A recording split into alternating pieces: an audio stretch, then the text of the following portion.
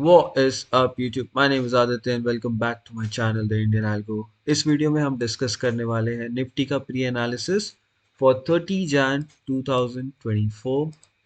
And अगर आप इस चैनल पे नए हो please hit the like button. अगर वीडियो अच्छी लगे सब don't forget to subscribe to this channel.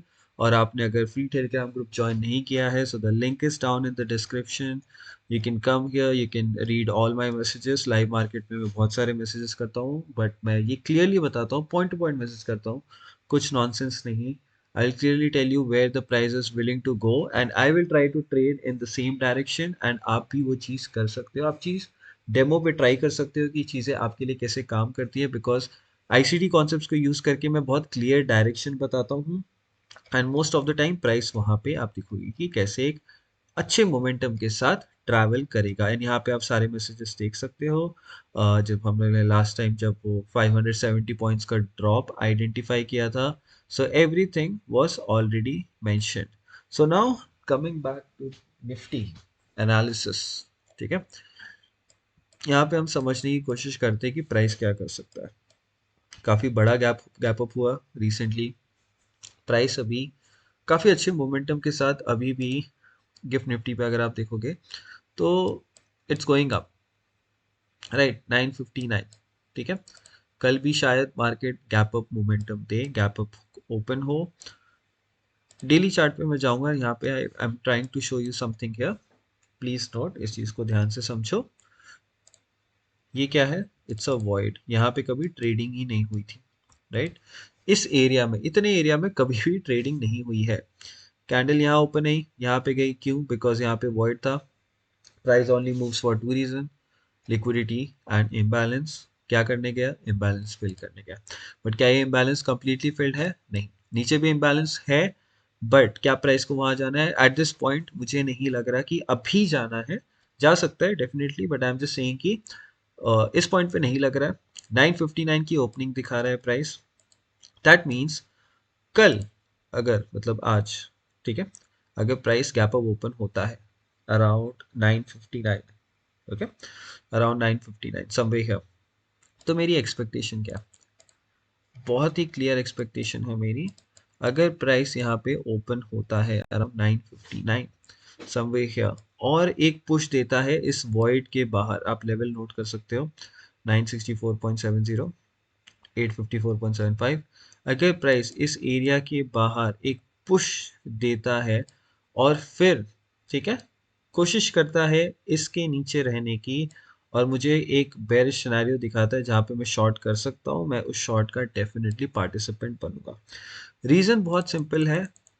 कभी भी मार्केट अगर ऊपर या नीचे जाएगी तो एक बैलेंस बनाते हुए जाएगी बिटवीन बायर्स एंड सेलर्स, और बैलेंस नहीं है तो वहां पे क्या होता है? इम्बैलेंस होता है।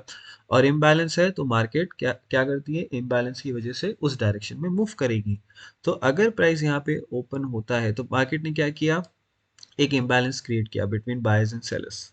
ओके, तो यहाँ पे ना बाई साइड डिलीवरी है ना sell side delivery, so market यहाँ पे हमें क्या दिखाएगी? सेल साइड डिलीवरी दिखाएगी।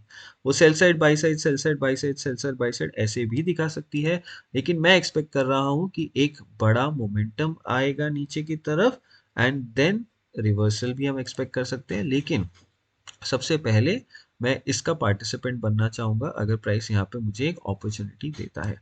वो मोमेंटम काफ़ी स्ट्रांग होगा जो आराम से 50 60 या 70 पॉइंट्स आराम से दे सकता है। ये 100 पॉइंट्स है यहाँ पे, बट वो एक अच्छा मोमेंटम होगा जहाँ पे मैं उस 100 में से अगर मुझे 40 पॉइंट मिल जाते फ्यूचर्स पे, मैं काफ़ी खुश रहूँगा। मुझे कुछ ज़्यादा यहाँ पे करने की ज़रूरत नहीं है। ठीक है, अब इसके बाद अगर मार्केट ने एक चीज़ कर दी, क्या चीज़ कर दी? प्राइस यहाँ पे सस्टेन करके नीचे आया, सेल साइड डिलीवरी दिखाई और यहाँ से फिर उसने बाई साइड डिलीवरी दिखाई। ठीक है, इस पूरे रेंज को मार्केट ने क्या कर दिया? बैलेंस बना दिया। लेकिन बैलेंस प्राइस रेंज कब होता है? जब प्राइस इसको छोड़ देगा। ठीक है, सेल साइड दिखाया, बाई साइड दिखाया, अब जब प्राइस को छोड़ देगा, बस मुझे ये समझना है कि क्या प्राइस के पास अब कोई रीजन है नीचे आने का। अगर रीजन नहीं है तो हम बहुत क्लियरली ये जो लिक्विडिटी है यहाँ पे, ये जो लिक्विडिटी है यहाँ पे, सारी लिक्विडिटी हम टारगेट कर सकते हैं।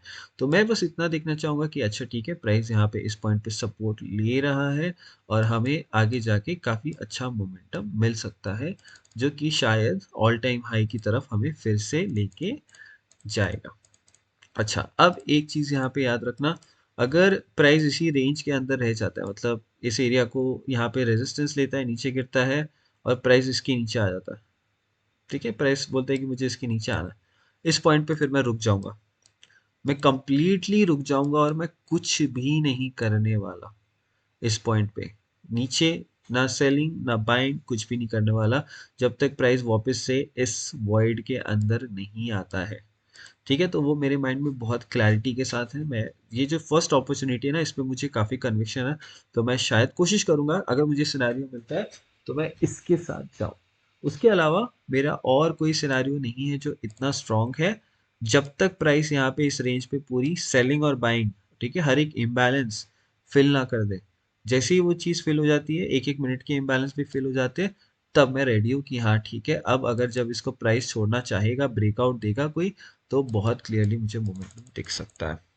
ठीक है, तो अगर मैं इसको कंक्लूड करना चाहूँ, ये सिनेरियो काफ़ी अच्छा है, जहाँ पे मैं एक फॉल एक्सपेक्ट कर सकता हूँ, प्राइस थोड़ा ज़्यादा नीचे गिर सकता है क्योंकि यहाँ पे लिक्विडिटी, यहाँ पे फिर मैं रुक जाऊँगा, फिर मैं कुछ नहीं करने वाला, चाहे मार्केट गिर जाए।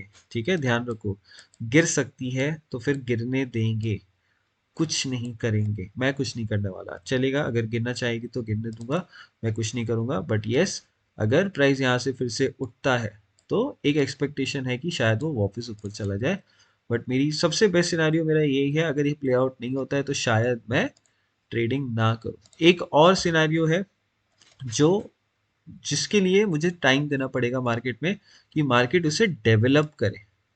ठीक है, मार्केट उसे डेवलप करे। सो एक लेवल है यहाँ पे 21,925 की एक लेवल है।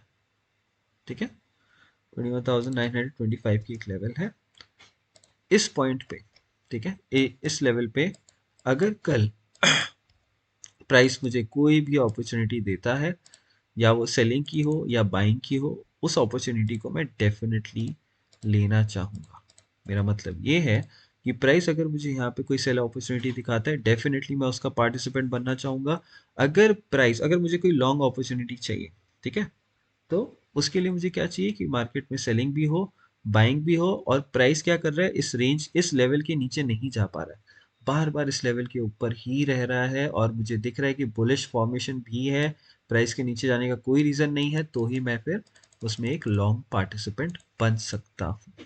ऑलराइट, इसके अलावा अगर मार्केट डिसाइड करती है कि उसे ऊपर जाना है, देन डेफिनेटली ये जो हाई है हम इसे बहुत क्लियरली टारगेट कर सकते हैं, और ये जो हाइज है हम इन्हें भी काफ़ी अच्छे से टारगेट कर सकते हैं। लेकिन इस चीज़ का ध्यान रखना, अगर प्राइस ऐसा कुछ डिसाइड करता है कि उसे एक फॉल में गिरना है और वो गिरता रहता है कंटिन्यूसली, तो फिर मैं ना बाइंग करूंगा ना सेलिंग करूंगा, मैं कुछ नहीं करूंगा इस पॉइंट पे। बस ये एक बेस्ट केस सिनारियो है।